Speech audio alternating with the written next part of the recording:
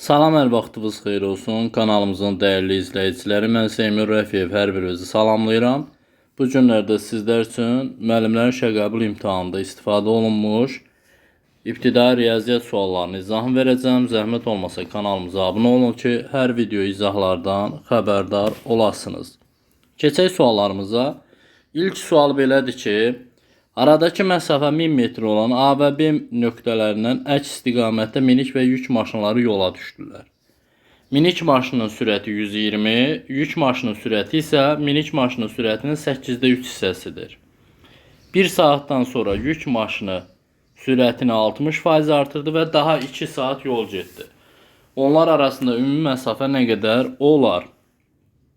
Deməli, aradakı məsafə, qeyd eləyək bura. Aradakı məsafə 1000 metrdir. Biri bu istiqamətdə hərəkətdə olacaq, biri də bu istiqamətdə. Minik maşını 120 ilə gedər. Yük maşını isə deməli 120-nin 8/3 hissəsinə bərabərdir. Yəni 45-dir sürəti. Sonra isə keçək digər şərtlərə. Deyir yük maşını 1 saat getdikdən sonra 60% sürətini artırır. 45-in 60%-ni tapacağım. 60-a vurub 100-ə bölsəm 27 edəcək. Və sürətlər məlumdur artıq. İlkin saatdakı sürətlər və sonraki sürətlər. Baxaq indi. 1 saat 45 ilə getmişdi. İkinci saat, bura yazıram. 2 saatda əlavə yol gedibsə, o zaman 45-in üzərinə 27-ni gəlirəm. Bu bizə verir 72. Və 72 ilə 2 saatda gedir. Oldu 144. Toplamda yük maşını 3 saat yolda olubsa, deməli minik maşında 120 ilə 3 saat yolda olacaq. 3-ə vursaq 360. İndi ümumi yolların cəmini toplasaq 45 üzərinə 360 üzərinə 144. Ümumi məsafə bizə verir neçə? 549. Amma aradakı 1000 metr məsafə də var idi ki, həmin o 549-un üzərinə 1 kilometrdə gəlirik, olur 550. Deməli, ilk sualımızın cavabı olur C variantı 550 kilometr. Keçək növbəti suala.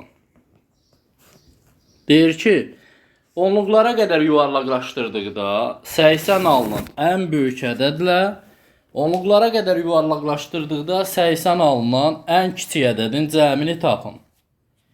İstənilən yuvarlaq ədədlərin böyüklə cəmin bizdən tələb eləyirsə, verilən yuvarlaq ədədi 2-yə vur 1 çıx. Yəni bu düsturdan istifadə edir. 80 vurulsun 2 çıxılsın 1. 159. Doğru cavab C variantında qeyd olunubdur. 3 nömrəli sual. 2A plus 29 ifadəsinin qiyməti kör bucağın ən böyük qiymətinə bərabərdir. A-nın qiymətini tapın.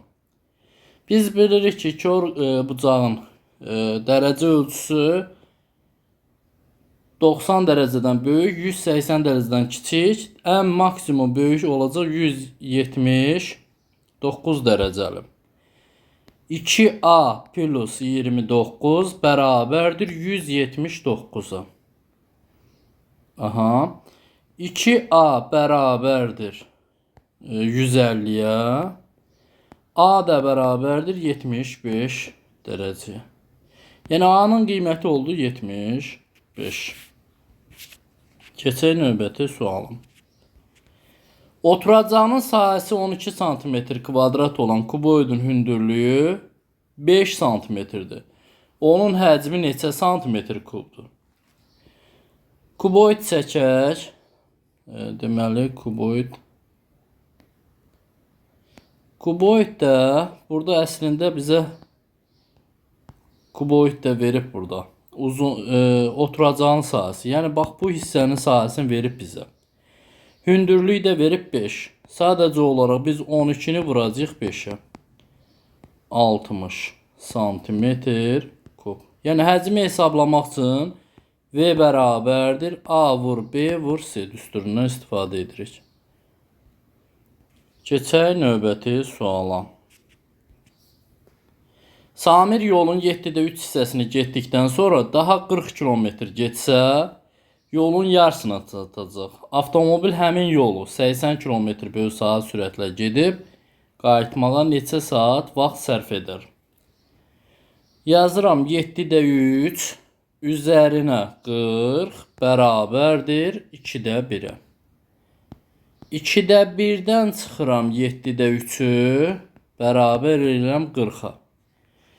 Və ortaq deməli məxrəcə gətiririk.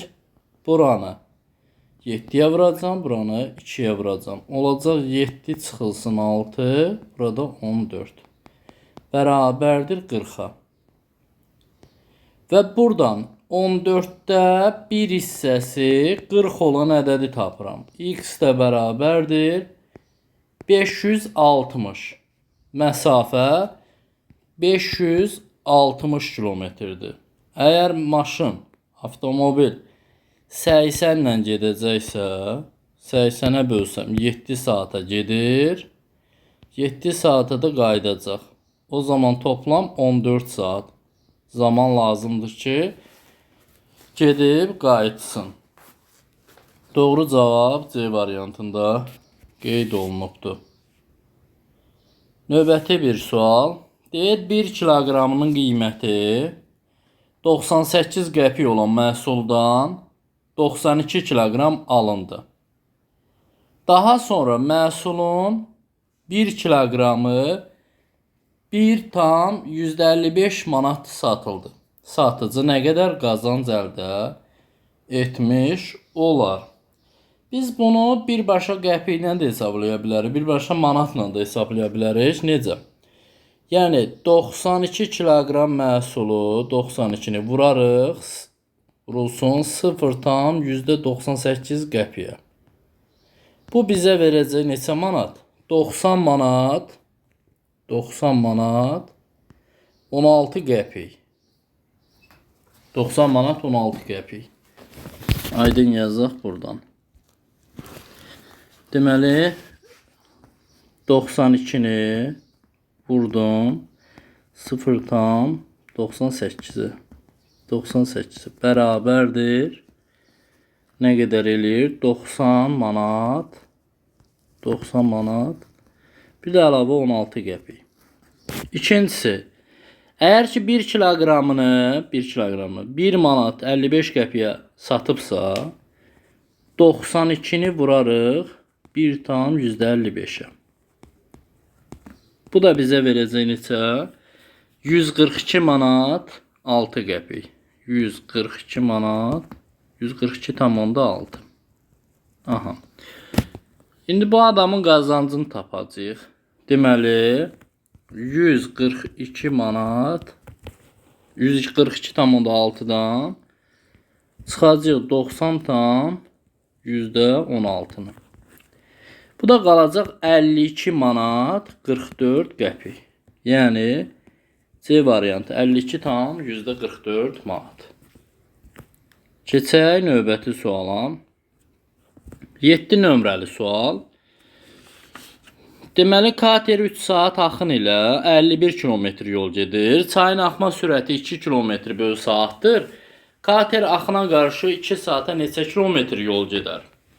Ümumiyyətlə 1 saata gedilən yolu tapmaq lazımdır. 51'i bölürəm 3'ə. 17. Yəni kater plus çay bərabərdir 17. Çayın sürəti var 2. Kater 17'dən 2 çıxsa 15 olar.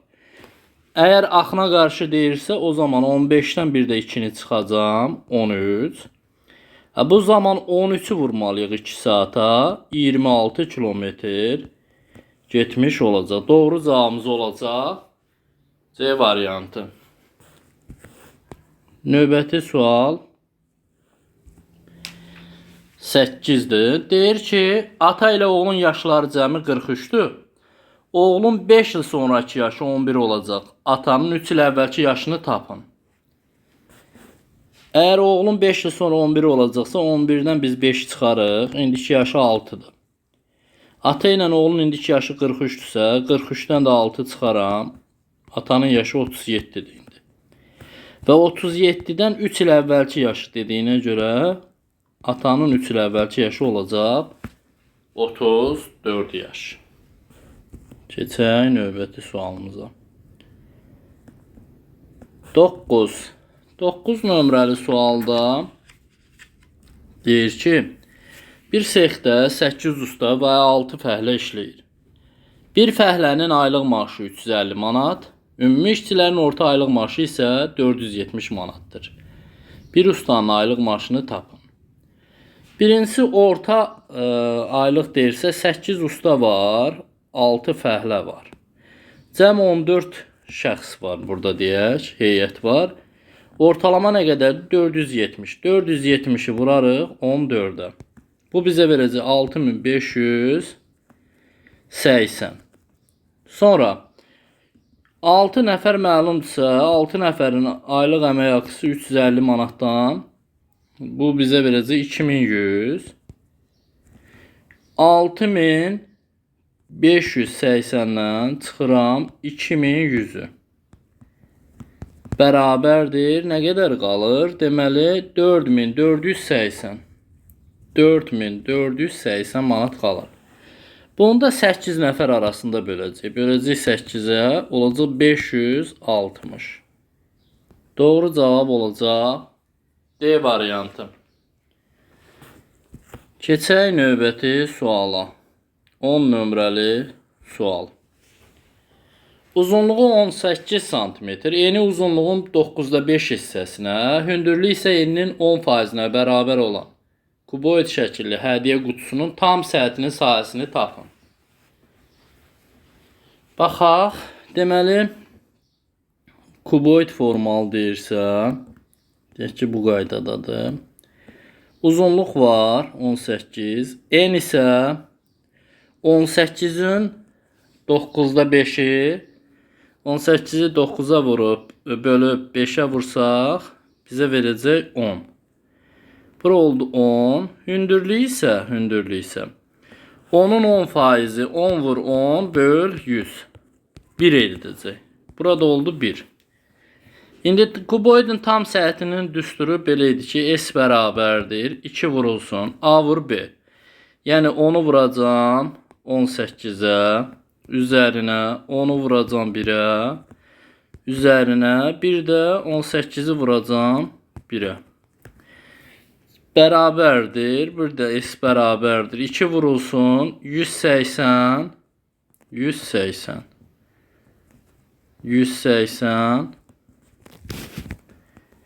Sonra deməli yuxarıdan yazacağım. S bərabərdir 2 vurulsun cəm olaraq hesablayacaq. 180 üzərinə gəlinsin 10, üzərinə gəlinsin 18. Hamısını hesablayacağıq.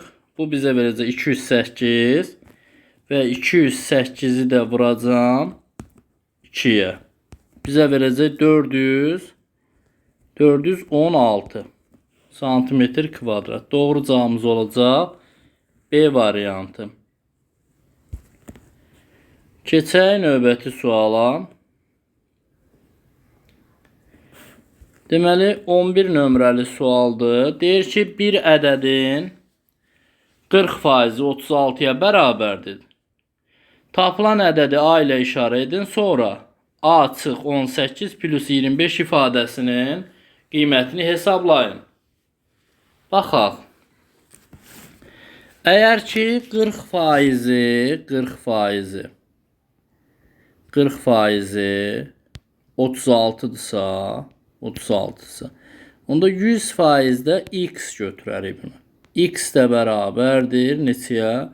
100'ü 36'ya vurup 40'a bölsək ədədimiz olacaq 90. Buradan da ifadənin qiyməti, yəni 90 çıxılsın 18 üzərinə 25. Nəticə nəyə bərabərdir? 97-yə. Çünki 18-i çıxıb üzərinə 25 gələcək, olacaq 97. Keçək növbəti suala. 12 nömrəli sualdır. Deyir ki, 110 vur 4, çıx 40, vurulsun 3, üzərinə 10, vur 6, üzərinə 10 vur 8, böl 2. Ümumi olaraq bu ifadəni sadələşdirsə, 110-u 4-ə vuracam, 110-u. Deməli, 4-ə vursaq, 440. 440. Sonra 40 çıxsa, qalacaq neçə? 400. 400-ü 3-ə vursam 1200. 1200.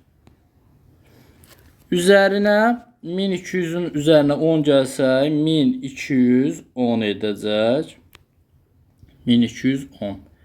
Bir də 6-ya vurma var. 6-ya vursam 7260.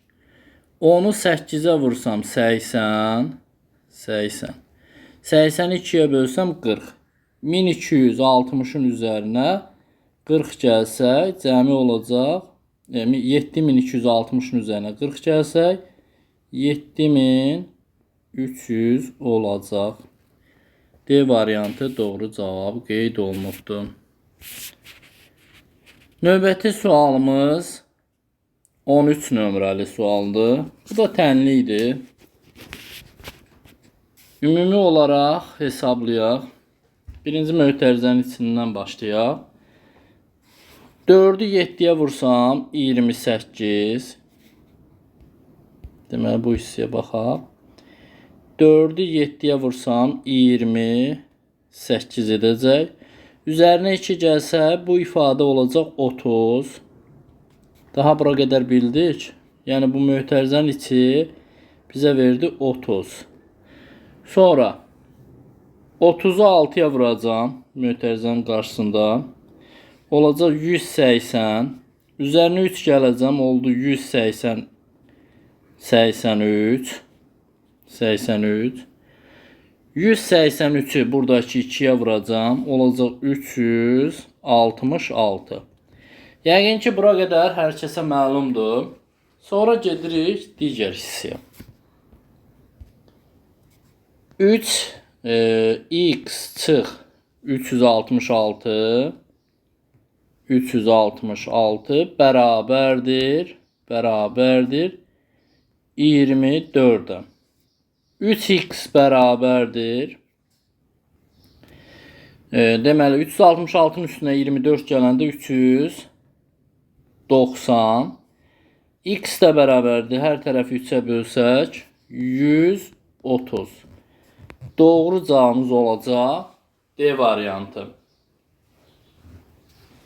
Keçək növbəti suala. Növbəti sualımız biraz uzun olsa da, amma rahat həll qaydası var. Uzunluğu 500 metr olan,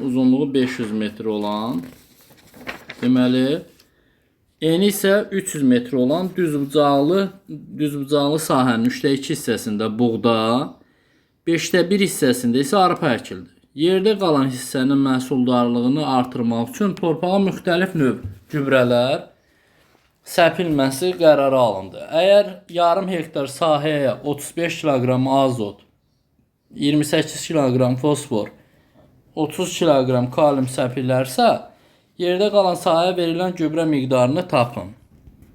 Birinci işimiz ərazinin sahəsinin neçə hektar olduğunu tapaq. 500-ü vururuq 300-ə, bölürük 10.000-ə. Çünki hektara çevirəcəm. 15 hektar. Artıq bura qədər məlumdur. 15 ərazimiz 15 hektardır. 15-in 3/2-si, yəni 10 hektarı buğda.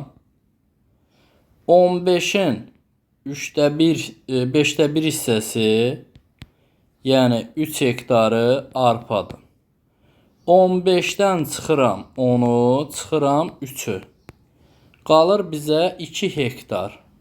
İşimiz bu 2 hektarın üzərindədir əsas.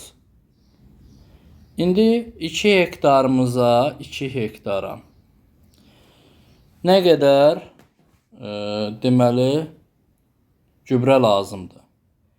35 yarım hektara. 2 hektarın içərisində yarım hektara bölsək 4 dəfə var.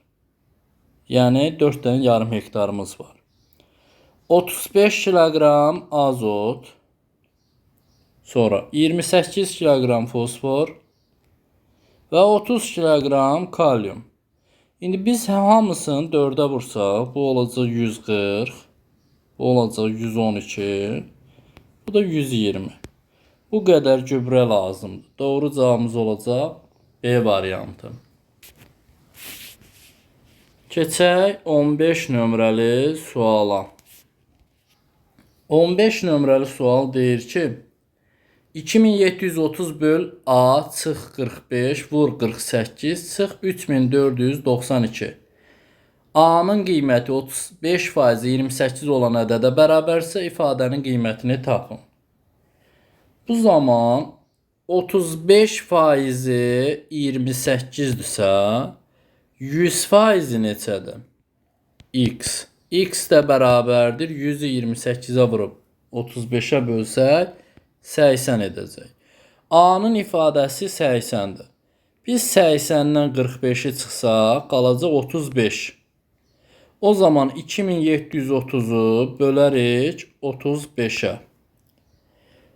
Düşəcək 78 və 78-i vurarıq 48-ə. Nəticə bizə verəcək 3744 və 3744-dən də 3492-ni çıxıram. Qalır neçə? 252. İfadənin qiyməti olacaq 252. Növbəti bir sual. Daha çox bizim sınavlarımızda qarşımıza çıxan tiplərdəndir. 2 ədədin fərqi 134, böyük ədədi kiçik ədədə böldükdə nataman qismətdə 7, qalıqda 2 alınar.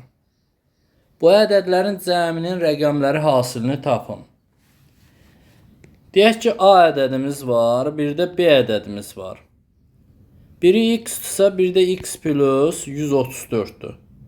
Yəni 134 x plus 134'dən x-i çıxsaq 34 fərq versin bizə.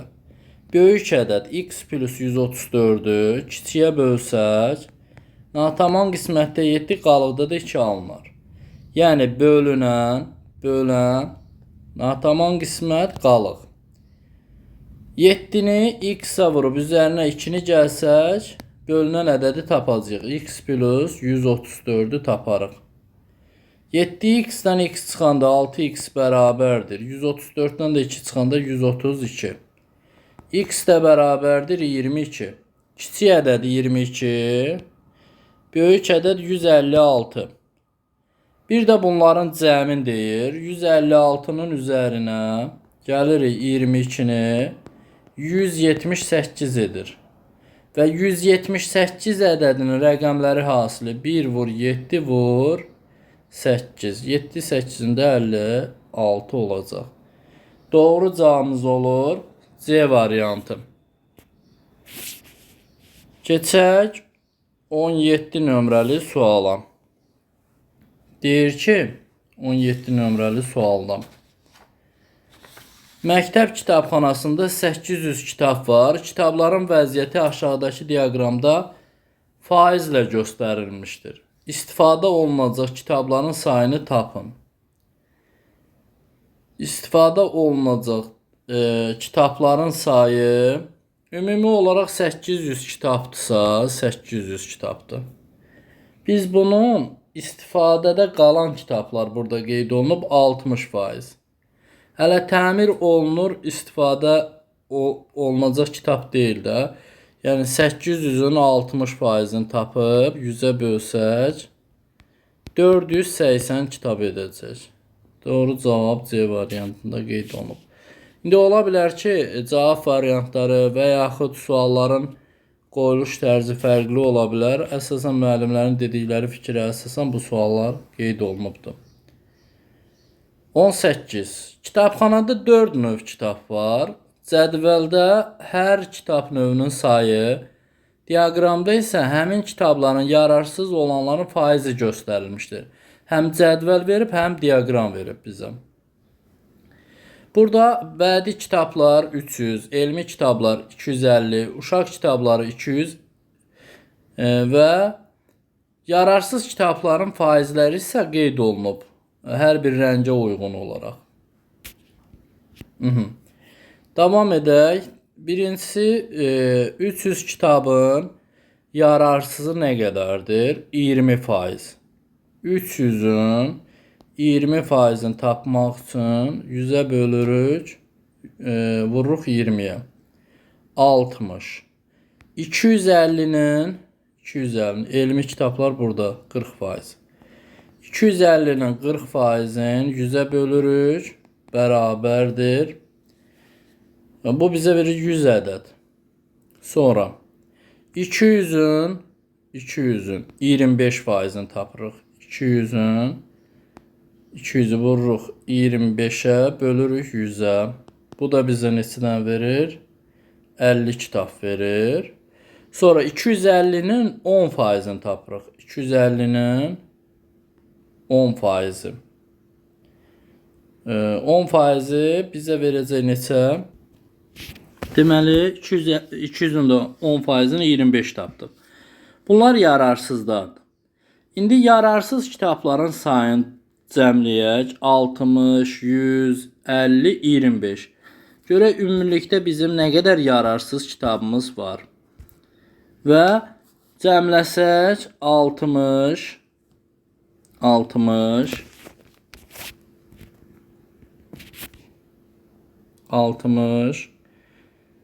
üzərinə 100 üzərinə 50, o da 25. Cəmi bizim 235 yararsız kitabımız var. Amma şərtimiz bundan bitmir. Deyir, yararsız kitablar çıxarıldıqdan sonra kitabxanada qalan kitabların ümumi sayını tapın. O zaman biz bunları toplayarıq. 300, 250, 200, 250. Toplam 1000 dənə kitab verir bizə. 1000 kitabdır. 1000-in əgər ki 235-i yararsızdırsa, yerdən yararlı kitablar bizə lazımdır. 765 kitabımız isə yararlıdır. Doğru cavabımız olur B variantı. Keçək 19 nömrəli suala. Deyir ki, Aysel'in 94 manat pulu var. Pulun 8-də 4 hissəsinə 3 kiloqram ərik alır. Cədvəldə meyvələrin qiyməti verilmişdir. Qalan pulun təxminən neçə kiloqram şaftalı ala bilər? 94-ün 8-də 4-ün tapsaq 47 manat edir. Və 94-dən çıxıram 47-ni, qalır bizdə yenə 47. 47 manat pulu qalıb bu adamın. 47 manat.